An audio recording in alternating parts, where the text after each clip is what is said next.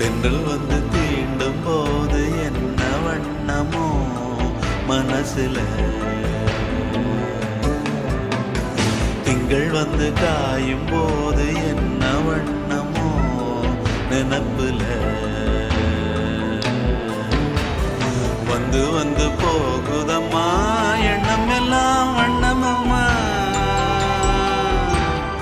எண்ணங்களுக்கு ஏத்தபடி வண்ணம் எல்லாம் மாறுமம்மா.